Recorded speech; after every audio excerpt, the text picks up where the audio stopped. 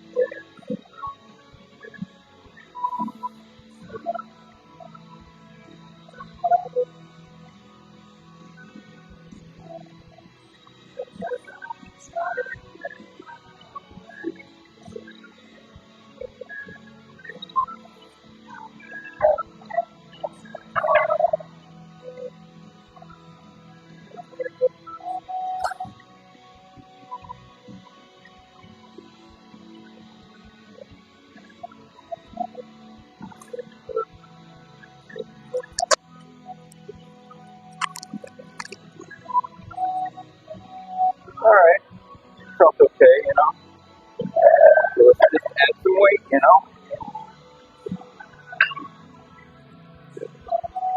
I have like one, two, three, three on this bar. I have three different types of 45-pound plates. And they're all different diameters too, which is kind of weird. Maybe you can see that over here better than over there. So we'll take 25 off.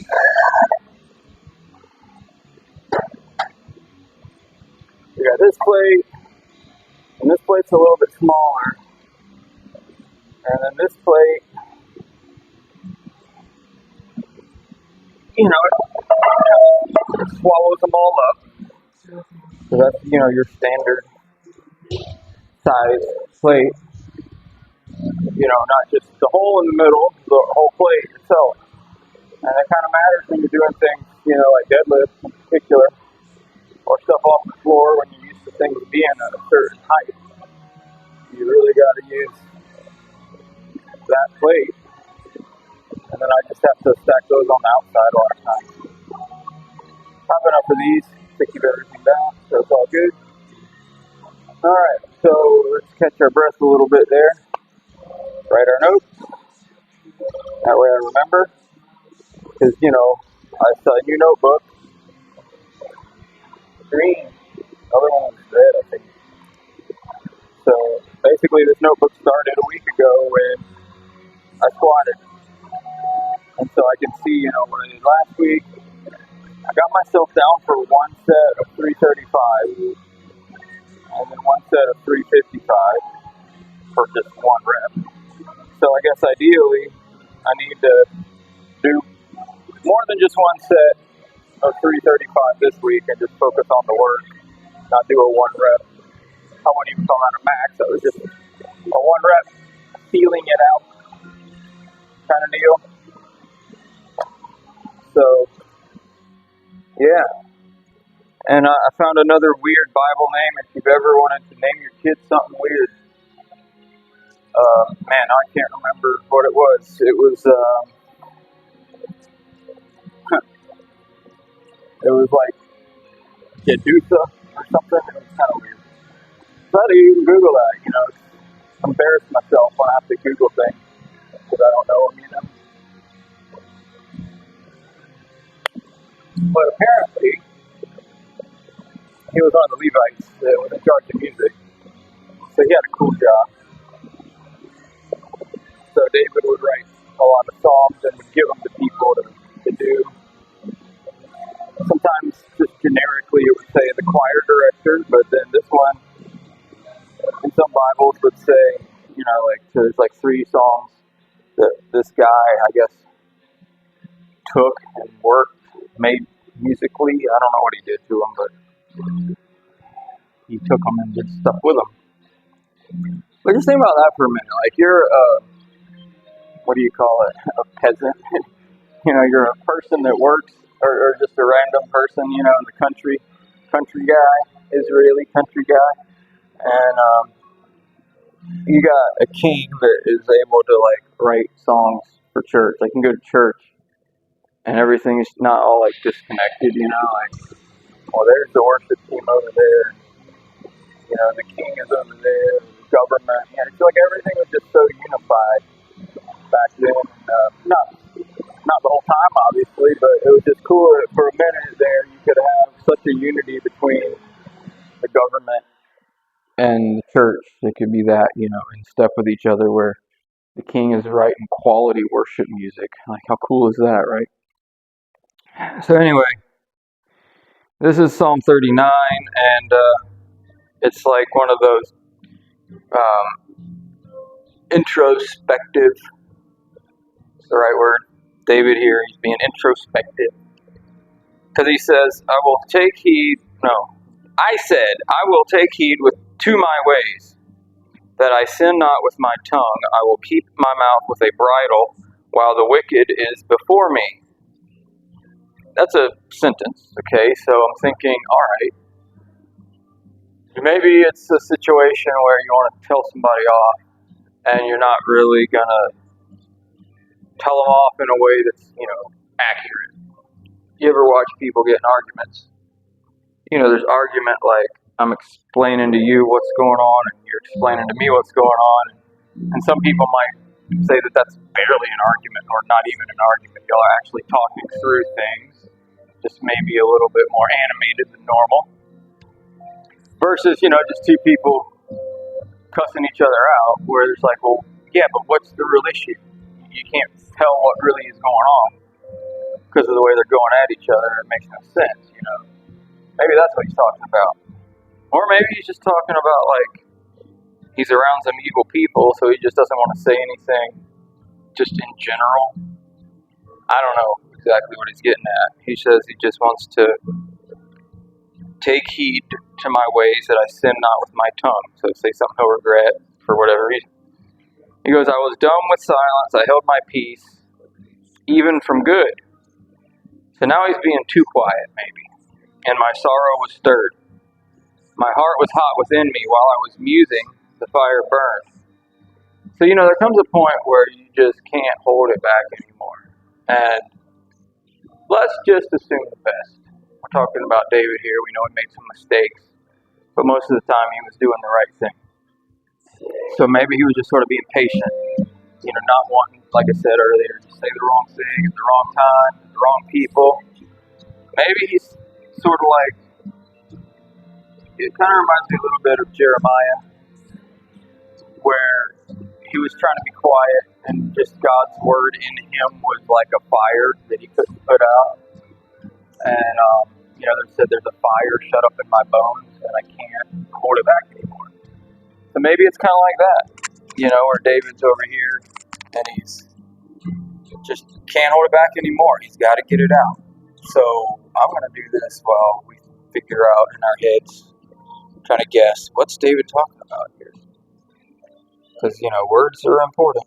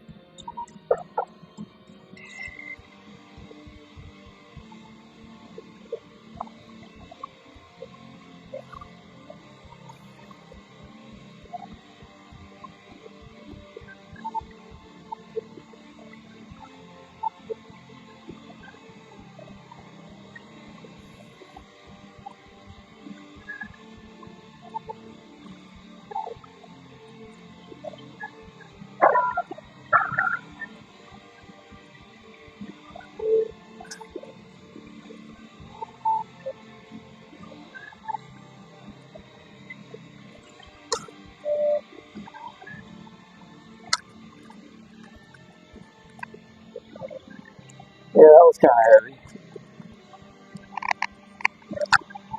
Good thing I'm not going up that much more.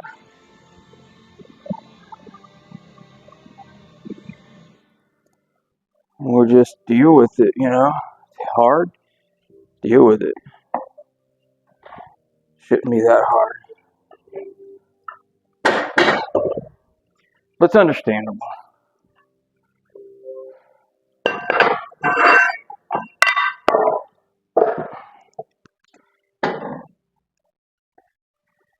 It's a lot of weight, man. It's like two of me on my shoulders. You know what I mean?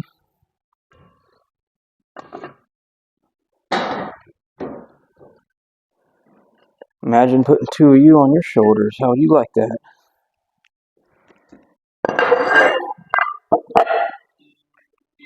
So, let's get back to this psalm thing here.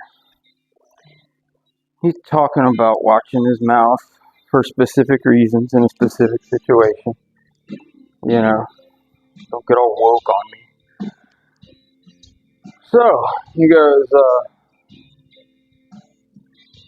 while I was musing, the fire burned. It's getting hot. He can't take holding it back anymore. It says, then spake I with my tongue. So he finally decides to speak up. Lord, make me to know mine end and the measure of my days, what it is, that I may know how frail I am. That's a good thought, right? Because sometimes we feel invincible. We're going along great, stuff's going good, but think about like weightlifting, of course, because we're in a gym, we're lifting weights. So we're going to say, well, I'm strong because I can do this, or we're going to say, I'm frail because I can't do twice that much right now. And who knows, maybe ever. I'd like to be able to do twice that much at some point, but maybe not. Maybe that'll never happen. I'm frail, I can't do 700 pounds, or I'm strong, I move 315 easily. There's a lot of factors that go into that. There's a lot of things that you have to look at before you can make that determination. So for David to be asking God, that's pretty much best, actually the only thing you can do to get a true accounting of how things are. He's the true litmus test for everything. God, Lord, make me to know mine end and the measure of my days, what it is, that I may know how frail I am. Behold, thou hast made my days as an handbreadth. So how wide is your hand? and my age is as nothing before thee. Verily, every man at his best state is altogether vanity, and it has the word Selah, which means you're supposed to stop and think about it. So that's what we'll do. We'll stop and think about it. How vain is it? Our best. How vain is our best? Our best state is vanity. So let me think. My best squat in competition is a little over 400 pounds. So that's like, God's not impressed by that. It's insignificant. It's meaningless. It's vain. My best benching competition, I think, is 285 or 290. I can't remember now. Same thing. Vain. Worthless. Vain. Meaningless. Deadlift, 440. Same thing. Vain. Meaningless. Pointless. What's the deal with that? So, here we go, Let's try to do a little bit more here. But let's remember, this is working weight for today. But it's meaningless in God's eyes. Man, what a depressing thought to go into a big lift with. But again, we're talking about eternal value things. That's what David's all about right here. Eternal value, not earthly value. And we'll get to why it's okay and context in a second.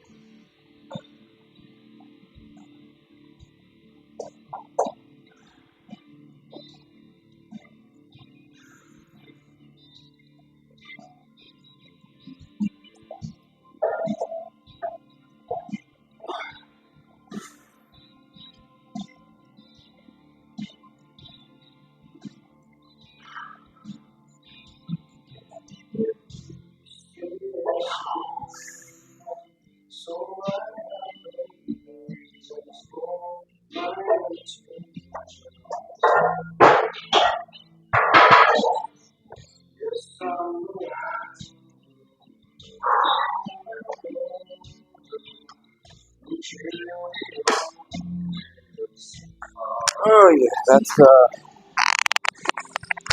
weird. The set before was a little bit lighter. It felt harder, but that's why you do this over and over, and over and over, and over and over. Because you want to work through all that kind of stuff, work it all out, get better. Because sometimes it's not that your body can't physically do it; it's what it's doing to your nervous system, your mind. All these things have to work together. It's easy to be physically capable of something, but mentally capable, and your nervous system being able to handle it.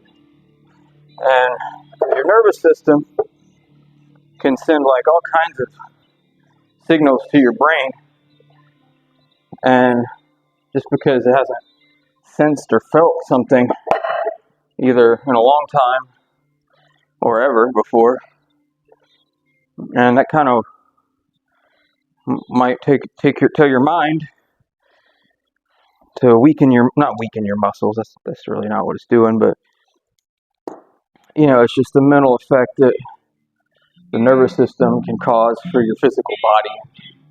It's pretty crazy. Because that's a heavy weight, but it's not unfamiliar or unheard of for me to just be doing that on a random day in June, But, it kind of gets hard because I haven't done a weight like that in a while. But we got to work it along and get to a good spot. Because, in like August, we start ramping up real big, real heavy for October.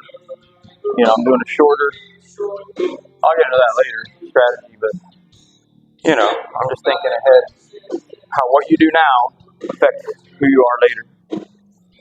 And that's a life lesson for a lot of things. All right, so we've been thinking about why things are vanity. Not that they aren't important or that they don't matter in the physical world, but your goal is heaven and the spiritual world. It just gives you perspective, that's all, on things. Surely every man walketh in a vain show. I like that. Everyone's like, what does Shakespeare say? All the world's a stage and we're just actors. Yeah, I'm quoting Shakespeare. Oh my God. What am I doing? So Shakespeare says something like that, right? We're just in this little vain show of, everybody look at me, I'm doing tricks. I'm interesting, I'm clever, I'm neat, I'm funny. But they say, surely they are disquieted in vain. He really hitting this word vain pretty hard today. And he says, he heapeth up riches and knoweth not who shall gather them. We know people like that, or know of people like that. They're accumulating wealth. And look, nothing wrong with money. You gotta have money to eat and pay your bills and whatever else you do besides eat and pay your bills. I don't know. Because everything else is, even eating is kind of a bill. And really, anything's a bill that you spend money on, I guess, if you manipulate it enough. There's money. Let's talk about money real quick. I had some thoughts about money. What did Adam Sandler say? And The Wedding Singer, he's like, I'm a big fan of money. I'd like to have some one day. So, yeah, I would too.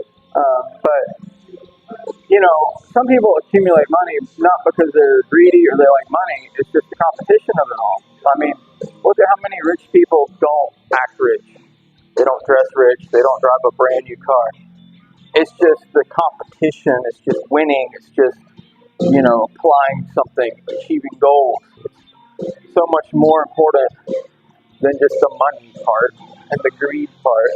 Like a Warren Buffett kind of comes to mind where he's, richest guy in the world or might be one of them. I don't know.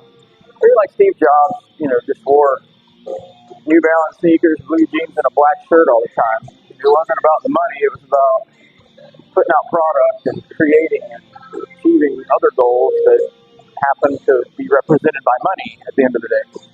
But then, right, there's the other people that it's all about keeping up with the Joneses and the lifestyle and all that stuff, and that's a little, that definitely goes sideways for sure, real quick. So, so money isn't this, awful thing that we shouldn't have on our radar at all. But, it needs to have its proper perspective in place among everything else. And in this case, we see David pointing out that these people are accumulating wealth. Again, he doesn't say why. It might not even be for bad reasons. It's just without the thought of down the road, where's it going to go? A lot of people don't plan ahead, and their money ends up who knows where. I'll tell you one of the biggest scams in America. One of the biggest scams, not the, and there's a list of them. Capital gains? No. Estate? Anyway, somebody dies if they don't have, their money and their assets distributed before they die or in their will a certain way. The government will take half your stuff. It's kind of like getting divorced, except you're dead. And the government's the spouse. It's so weird. But so if you're old and going to die, you should probably make sure your kids and other relatives have been given your stuff first. So the government doesn't get money from you that they didn't earn, like all the money they steal from you all the time. So he goes, and now, Lord, what wait I for? My hope is in thee. Deliver me from all my transgressions. Make me not the reproach of the foolish. So David likes to always take things back to the real problem, It's not that person over there. It's not that enemy over there, the naysayer over here. Lord, deliver me from my transgressions. Or another time he'll say things like, wash me thoroughly from mine iniquity, cleanse me from my sin. There's, you know, yeah, all this stuff in life is going on, but let's get down to the nitty gritty here. David's the first person to say in any situation, it seems like, I'm the problem. Yeah, I got enemies. Yeah, this, is problem over here, this problem over there. But at the end of it all, I'm the problem. And that's, good on him, because as being the most powerful man in the world at the time, it would be easy to blame shift or just not even acknowledge that there is a problem to start with. Like, I'm the king, I'll decide when there's a problem. There's a lot of things David could have done besides saying, yeah, I'm the problem. So let's do another one of these.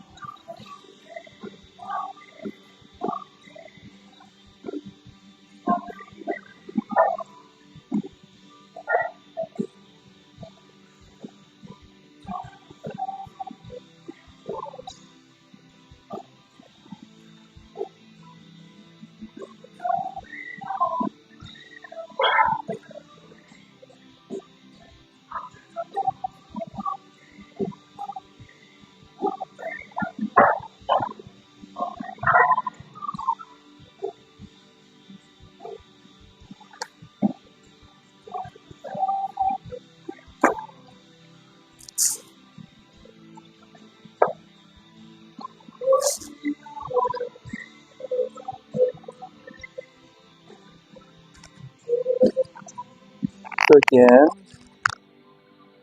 let's think about it.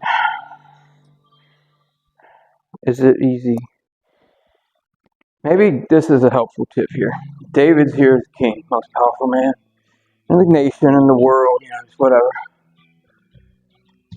If he could admit that he's the problem, there's really no excuse why you can't, in some of your situations, admit that maybe you're the problem. Because, how can I sit here, for example, and act like, with everything going on in my life, somehow I'm not the problem with a lot of it, or most of it, or some of it, or some, pick a number, pick a percentage, who cares? The point is, David's here, yeah, God, it's my fault, help me, and I'm just some peasant over here, nothing's my fault. That's just ignorant, right? So we're almost done here, because he's going back to this whole, I was dumb, I opened not my mouth, because thou didst it. Imagine that. So now he's talking about he didn't speak up because it's God's will for him to not speak. It wasn't just his decision, it was also God's will for him not to speak. And he goes, remove thy stroke away from me. I am consumed by the blow of thine hand. This is not the first time where David has acknowledged that the punishment is coming from God. Things happen, and God is the cause, and God is the effect too. And we don't talk about that enough, I guess, but we should. It says, when thou with rebuke dost correct a man for iniquity, thou makest his beauty to consume away like a moth. Surely every man is vanity. This is the kind of thing that I feel like we really need to do more of in the sense of like, we're trying to help people grow. We're trying to help people be the best version of themselves they can be, right? And we use this positive, upbeat lingo, but then don't do the things in the Bible that actually get people there. Because it sounds mean, it sounds harsh, people quit, people leave. But sometimes you have to eliminate the dead wood for the tree to grow. Sometimes you have to get the weeds out of the weeds in order for things to work out the right way. Because here he's saying, God, talking about God here, when thou with rebuke doth correct man for iniquity. See, we're not even talking about punishment. We're talking about verbally, like, hey, stop that, that's wrong. And nowadays that's hate speech, right? Can't say that, but otherwise what happens? They don't stop what they're doing. They're consumed away, they're gone in their vanity, they're just poof. Hear my prayer, O Lord, and give ear unto my cry. Hold not thy peace at my tears, for I am a stranger with thee, and a sojourner as all my fathers were. I like this. Oh, spare me that I may recover strength before I go hence and be no more. He's like, you ever get after your kid if you have kids, and they start crying, and you're like, oh, I shouldn't punish them anymore. They're crying. And David's like, don't hold back just because I'm crying. Because David knows God is trying to get you where you're supposed to be. And it might be uncomfortable, and it will hurt, but it's okay. It's where you need to be. And so he's like, God, don't hold back. Don't don't go back on what you're doing just because I'm crying about it. Do it. Make me the person I need to be. Because I'm not going to be here that long. Life is short. I need to be the person that you need me to be so I can do the things you need me to do. And doing this whole sissy mess that a lot of people like to do surely is not working. It's not helping. It's not making anything better. It's just letting people get stagnant and plateau and really not amount to a whole lot and certainly not reaching their full potential. And it's our own fault because we baby them. So, study with me because I'm not going to baby you. Come to the gym. I'm definitely not going to baby you. But I'm not going to crush you. I'm not going to beat you down or beat you up because then you wouldn't be able to grow. There's a fine line there. Like if I make you do something you can't do and it breaks you and it puts you in the hospital, then you can't come back the next day and lift, can you? So I'm not going to do that. Don't get scared. Same thing with scripture. I'm going to tell you the truth, but I'm not going to bust your kneecaps out with it either. But you'll definitely grow and change. And do the one thing we're all supposed to do, be more like Christ. So, let's do third set here. And maybe it'll look good. We'll see.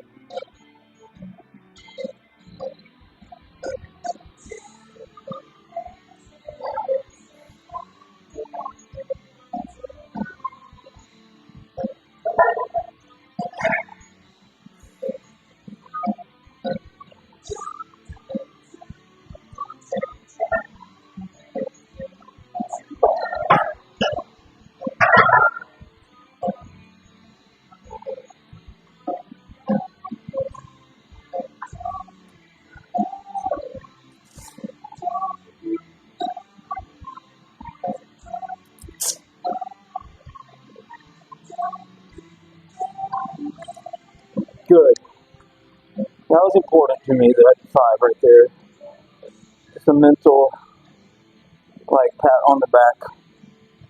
I mean, I know that's probably nothing to any people, but I just needed that today. Feeling good. Have a good day if you want to. Out.